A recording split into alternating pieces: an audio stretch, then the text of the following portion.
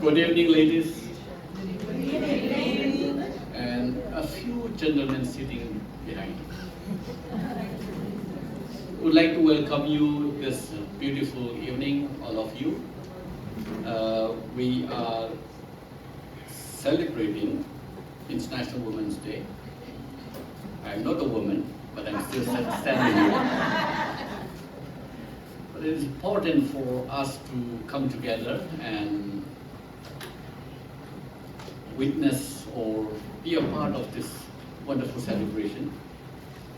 Women are always too busy all the time that you don't seem to have your own time to celebrate. But I was participating in one of the International Women's Day celebration. And one of the program director, not even speaker, and she hailed from a province called Meghalaya. Our Indian community will know where Meghalaya is. And Meghalaya is a place where the social structure is matriarchal. And the lady who was introducing and welcoming the participants there said, in Meghalaya, every day is Women's Day. And that's very true when I think about it. And I know that as a woman, you know that every day is your day. But it's the men who do not know that every day is Women's Day. That's the problem, actually. I wish if there were more men here to listen to what women think about themselves, and women think about men, and women think about their role in the society. We don't have to really overemphasize on the important roles of women in the society. It is a given thing. You don't have to say it again and again to make people realize. But unfortunately, as stubborn and hard-headed the men are, or the society are, we say, that it's important to remind ourselves all the time that women multiplies. They multiply. You say that there's a very famous WhatsApp joke that says it's true also. Give anything to women, they'll multiply. Yeah. Yeah. That's true. Even from the childbirth itself, that itself they multiply, they'll make it more. Give them some woes, sorrows, they'll even multiply even more. Yeah, but welcome this beautiful evening. You all know that International Women's Day is marked on 8th of March every year. But today we are celebrating on 7th, just preponing by a day. The reason being we have some other commitment tomorrow. Also, there is another event that was launched in India by our Prime Minister in a province called Srinagar, and that's about the Chalo India Global Diaspora Campaign, that is Visit India Global Diaspora Campaign.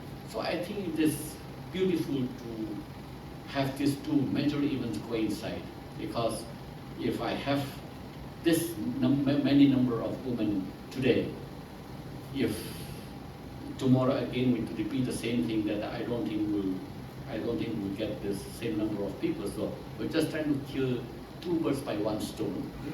And that stone is not that big, but I think it's going to be very effective killing two stones. So thank you so much once again for joining us this evening, and lovely faces, beautiful women as always you are.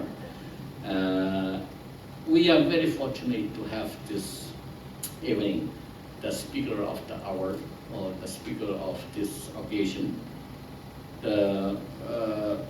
Madam Sulet Cox.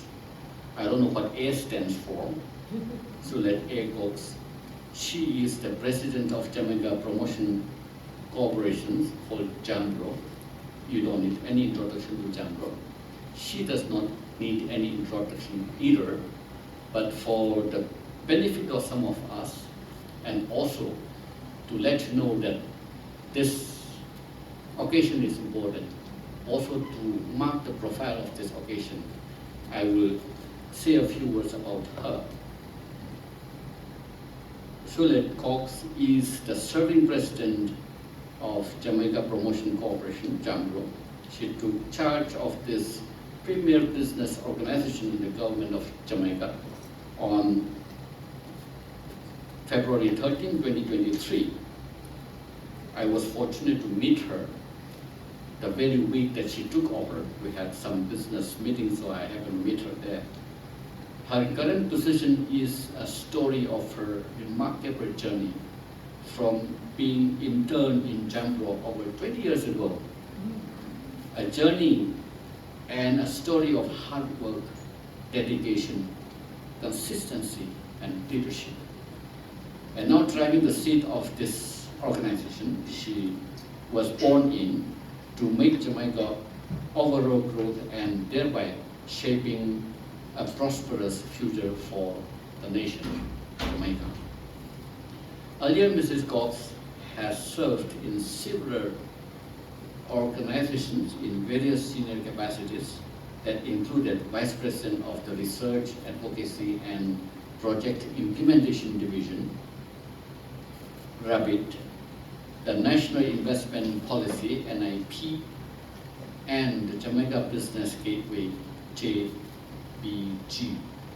Under her leadership, pivotal government reforms have been introduced that have elevated Jamaica's global business ranking, particularly the significant leap from 21 position to 6th place worldwide for starting a business.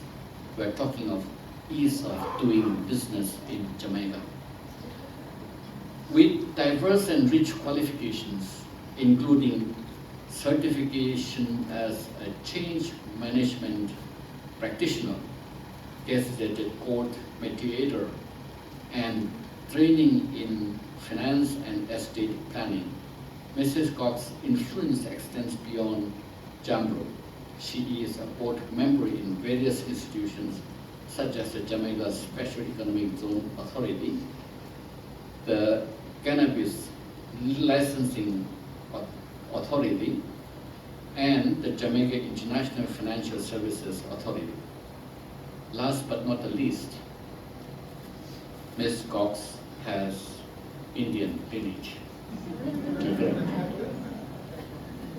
That makes, I think we could not imagine of any other person, more qualified person to speak on this special occasion than Ms. Cox.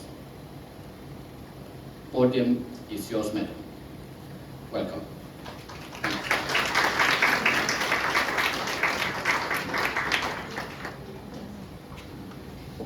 Hello, good evening, everybody.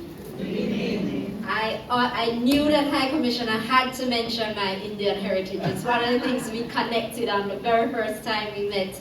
I told him about the fact that my grandparents came from India in 1919, and it's been a rich part of my heritage. I have a half of a family that are all Hindu, so it's my personal honor and privilege to be here with you this evening.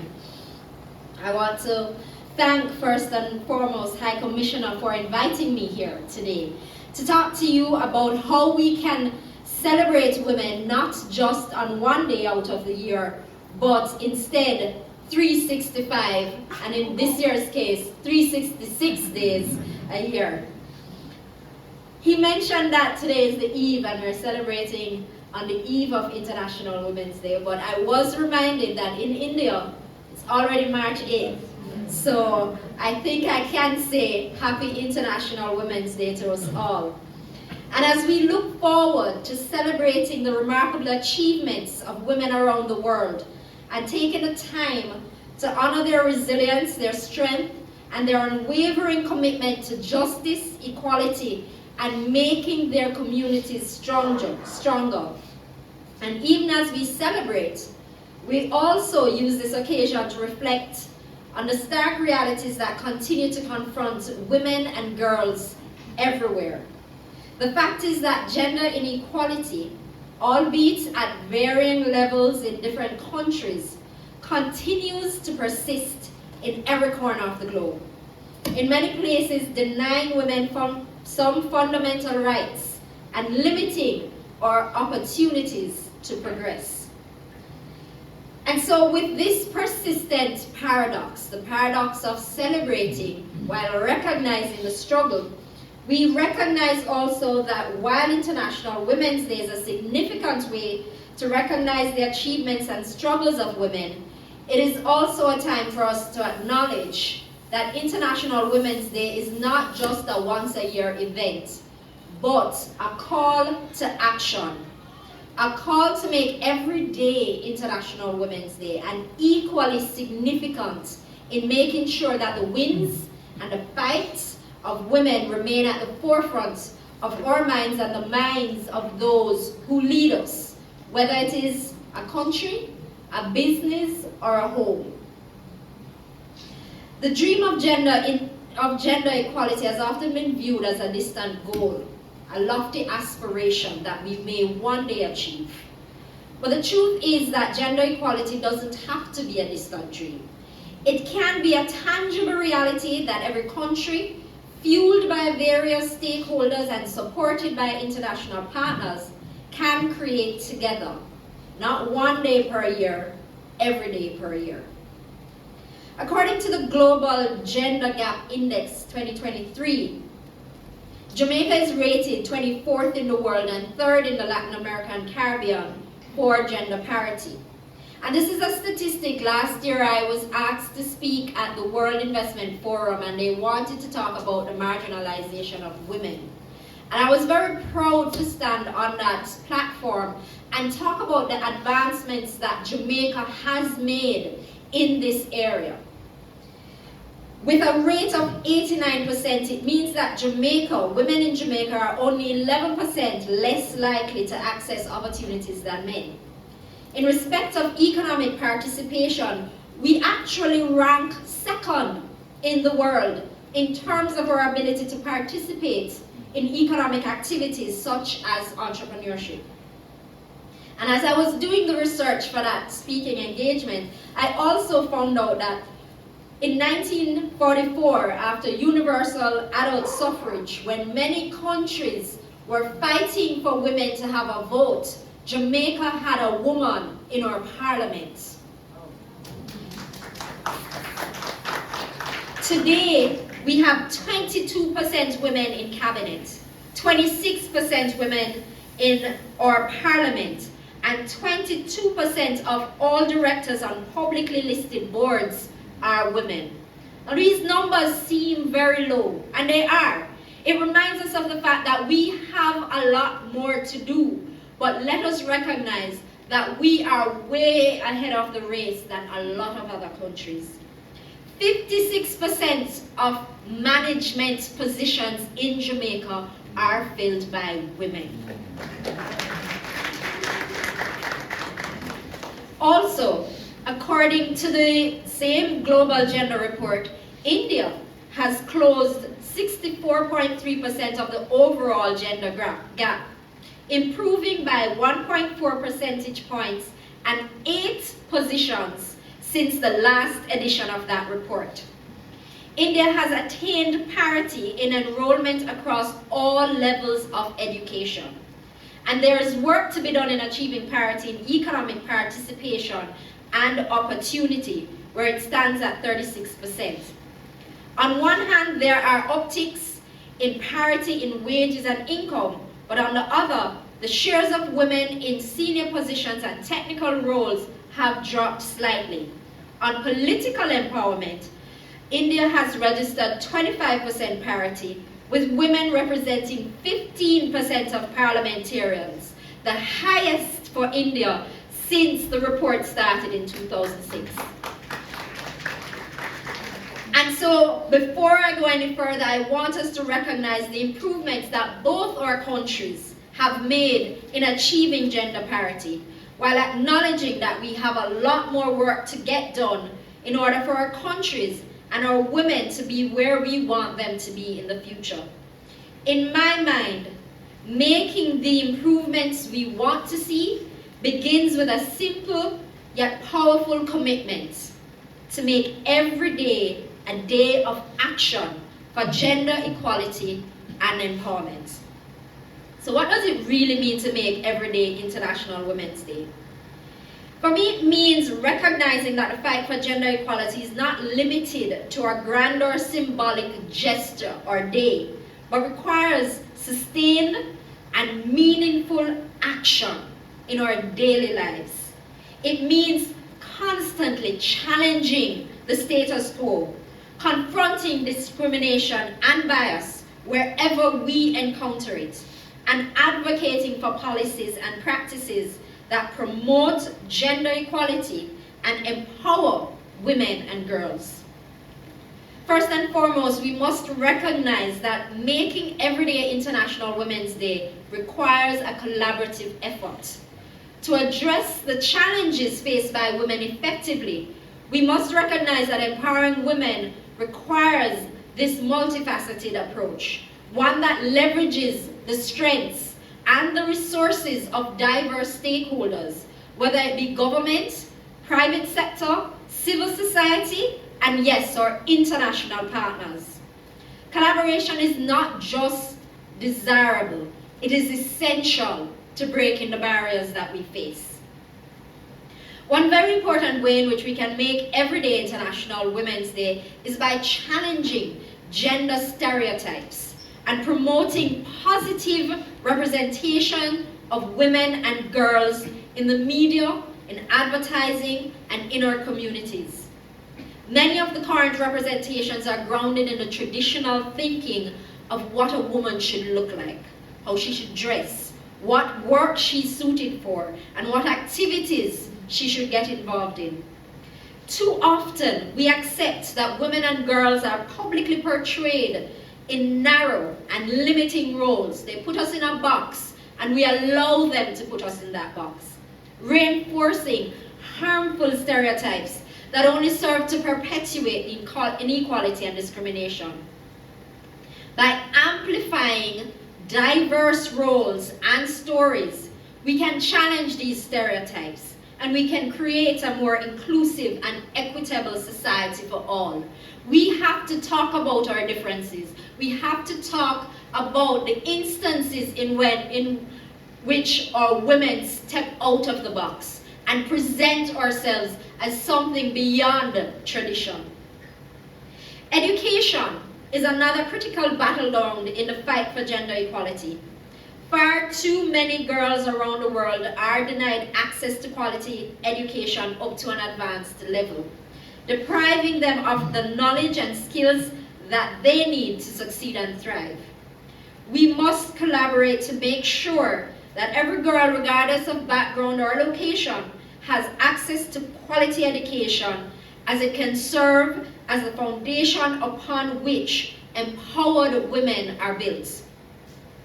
By investing in education, we empower women to become leaders, innovators, and change makers in our communities and beyond, breaking the cycle of poverty and allowing girls to reach our full potential. There's a saying that goes, and no shade to the men in the room, if you educate a man, you educate one individual. But if you educate a woman, you educate a family, and you build a nation. To be clear, to be very clear, this looks different in different countries. Jamaica, luckily, we do not have the challenges that some countries have. And in some countries where there is an outright struggle for women's education, in others, it's a little bit more subtle. It's where the parent says that rather than going to university, their daughter's role is to stay at home and support the mother in making the home a place to live. And so education becomes deprioritized. And so we have to be mindful that these changes that we're calling for can look like different things depending on where we're looking and who is looking. Economic empowerment is also very essential to advancing gender equality. Women continue to face significant discrimination in many industries, as well as unequal pay for the same work. In our own circles, in the spaces that we influence, we must strive to create workplaces that are inclusive and provide equal opportunities for all. Economic empowerment is not just about women in the workplace though, because it's also about women in business and leadership positions in their companies. Many women in business across the globe face limited access to credit and financial services and lack representation in leadership positions. By promoting women's entrepreneurship, supporting women-owned businesses, and advocating for policies that promote equal pay and equal opportunities for women in the workplace, as well as fostering a culture of respect and support, we can create a more just and equitable economy for all. And I have to pause here to tell a story, because a couple of years ago I heard it said, and I fully agree with it.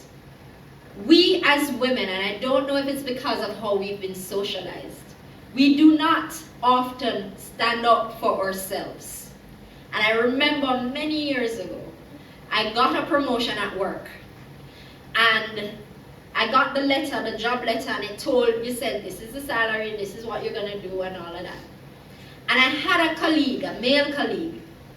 He knew I just got the promotion.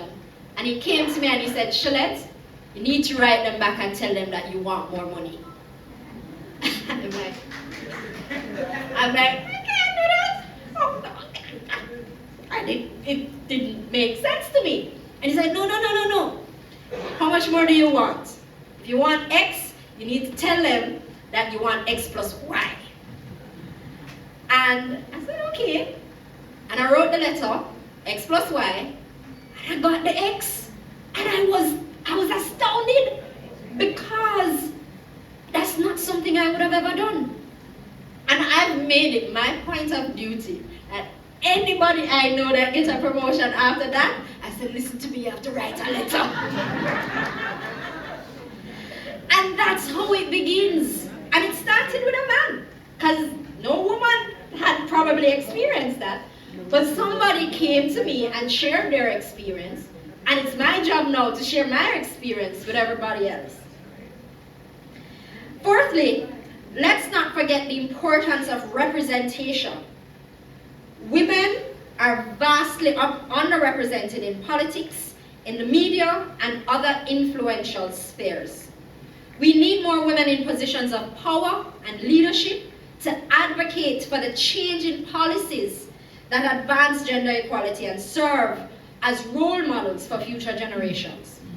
For me, this is where I strongly believe that we must challenge ourselves to mentor young girls, to ensure that the lessons that we have learned through our own experiences and those that were handed to us by those who learned similarly through their own struggles will continue to be paid forward and not lost to time, but rather will create the foundation on which the next generation can build on. We have to share our stories, the good and the bad. We have to bring young people into the fold and say, all right, this has been my experience. We don't have to allow them to learn every lesson that we learned firsthand, because that's how you stand on the shoulders of the generation that came before you. By teaching our young girls that they can be more, that they can step forward into traditionally male roles, we will hopefully create the change we want to see in having more women in decision-making positions and other positions of influence. Lastly, it's vastly important that we create a culture that supports the empowerment of women so that gender inequality can become a thing of the past. It requires us to commit to daily, tangible actions that uplift and empower women in all aspects of their life. So much so that they become a part of the fabric of our society over time, as inherent to our nature as moving to the beat of reggae music has become. It's not enough to be passive bystanders bystanders in the fight for gender equality. We must actively support women in their endeavors, creating a space where they can grow, while aggressively protecting those same spaces, that we keep out the negative forces that serve to undo our positive strides. But perhaps the most powerful way we can make everyday International Women's Day is by standing in solidarity with women and girls who are fighting for their rights and their dignity around the world. From the streets of Kabul to the boardrooms of Silicon Valley, to the beaches of Jamaica and the street markets of Delhi, women are leading movements for change, challenging power structures, and demanding justice and equality. It is our duty to stand with them, to amplify their voices and support their struggles.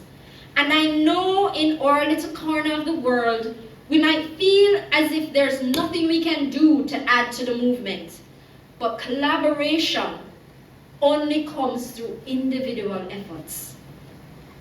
What is that important little nugget that you can pass on to a woman today or tomorrow or next week or next year? What policy is coming across your desk that you might be able to influence to change the direction of how we support women? What lesson can you share with your daughter or teach your son that will ensure that certain experiences of the past are not repeated in the future? How can you pay forward what others have done for you that have led you to be what or who you are today, to ensure that the women of the future, whether they are your family, your friends, or people you will never ever meet, can have a better outcome, a more empowered outcome? There's a saying that I came across on, and I don't remember the exact words, but we always talk about climbing the ladder of success. And we have to think about not just climbing our own ladder, but how do we extend the ladder out so that others climb with us. And I have to talk about my experience. High Commissioner mentioned that I've been at JAMPRO for a couple of decades. And over that time, I've had the privilege of working with strong female leaders. JAMPRO is 36 years old. And over that 36 years, we have only had male leadership for about 4 years. We've always had strong female leaders at JAMPRO. And as a matter of fact, today we have 73% women at JAMPRO. And I can tell you, the president that was at JAMPRO when I started as an intern was my reference when I applied for the job for president of JAMPRO. And the president just before me, you would have known her, Diane Edwards, was my biggest champion. Like when I wondered, should I apply, should I not apply, she sat me down and she set me straight. And my permanent secretary in the Ministry of Industry, Investment and Commerce was also a president of JAMPRO. And so we have a running joke that every now and again when we happen to come together in a meeting, we call it the JAMPRO President's Club. And you talk about building on what others have done before you, but I have the privilege of not only having experienced their leadership, but being able to pick up the phone and call them in what is still a very new role. I just finished 1 year. But how many other female leaders can say that? We have to make the concerted effort to support each other and happily do so. And so as we reflect on the significance of International Women's Day, let us each recommit ourselves to the cause of gender equality and empowerment. I challenge each of you, each of us, to make every day a day of action, a day of solidarity, and a day of hope for women and girls everywhere. So let's not just celebrate women tomorrow or today. Rather, let's work towards a future where every day is a celebration of their strength, resilience, and contributions to society.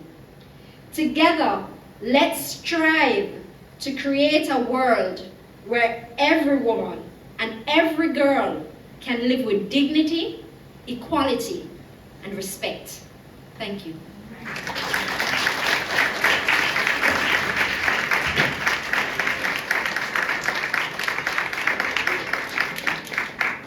Now I know High Commissioner wanted me to ask whether or not you have any questions for me. I don't feel compelled to have any questions.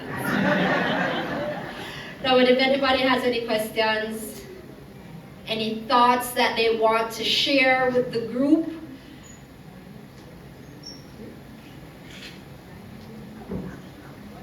High Commissioner, I felt like I asked. All right, so thank you very much. Oh, there's a hand. There's a hand. Yeah, please come. Yeah. Good evening, and good evening, everybody. My name is Dr. Brown from the University of Technology. You said it was like 73% of leadership are female at JAMPRO. Yes, 70% women at Women, JAMPRO. yes, so women at JAMPRO. What would you say are the traits, qualities of those female workers that makes it work? There are a couple of things. We like to say at JAMPRO that we're all A-type personalities. And what that means is that there's a strong ownership in whatever the objectives of the organization is. Everybody takes it personally that this is what we're going to do, and so everybody puts 110% into that. And that is definitely one of the big traits that makes it work. I think also working in government, there's this love of country and belief in a cause that is bigger than ourselves that motivates us daily. And every time you think about the fact when somebody's not working for a paycheck, when somebody's working for the average person that they pass on the road. There's a story that one of my officers told years ago that resonated with me. As you know, JAMPRO facilitates investments, and we had a hotel investment project, and we did a site visit, and there was a gentleman mixing cement for that hotel project, and they had a conversation. And maybe about a year later, when we did another site visit, when the hotel had opened, the gentleman came up to the officer and said, "Hey, I got a job." So not only was that gentleman a construction worker during the building, which usually when they do the building and they would move on, they wouldn't have a job after the building is open. That hotel investment actually hired them as a permanent employee. And I think stories like that keep us going. And it's that love of country, it's that commitment to excellence that drives the organization's success.